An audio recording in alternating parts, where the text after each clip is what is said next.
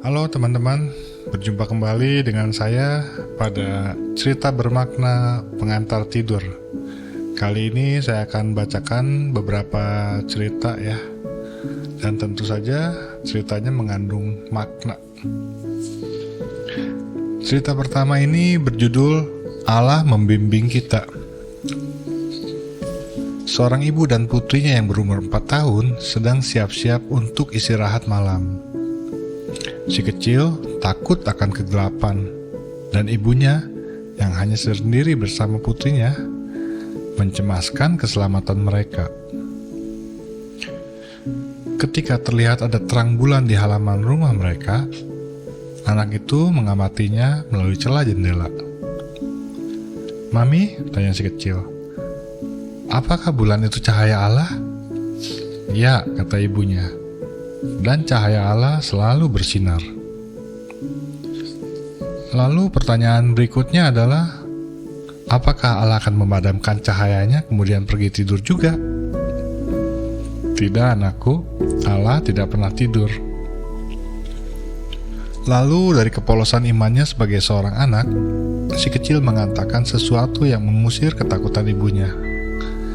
"Baik," kata si kecil, "selama Allah tetap berjaga, saya tidak takut."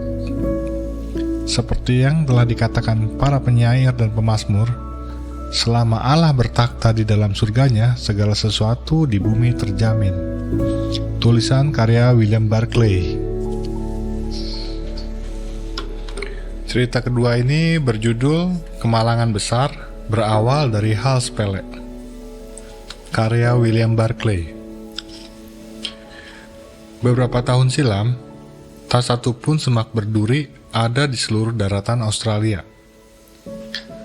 Seorang Skotlandia yang sangat mengagumi tumbuh-tumbuhan berduri beranggapan bahwa sungguh menyedihkan apabila suatu negara seluas seperti itu tidak memiliki simbol yang mengagumkan dan menakjubkan akan kebesarannya.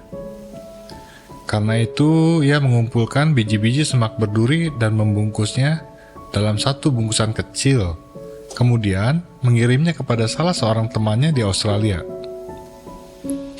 Ketika bungkusan itu tiba di kantor pos Sydney, salah seorang pegawai kantor pos mengatakan, "Ya, biarkan saja, ini hanya satu bungkusan kecil yang akan membuat seseorang bahagia. Lagi pula, ini hanya akan ditaburkan di pekarangan." Semua pernyataan itu benar, tetapi kini seluruh wilayah Australia ditutupi semak berduri itu. Ia telah menjadi bencana bagi para petani. Kisah yang sama terjadi dengan kelinci di Australia, atau hama tumbuhan yang diimpor ke Amerika Utara yang telah membunuh setiap pohon berangan dan pohon elm Belanda di seluruh daratan itu.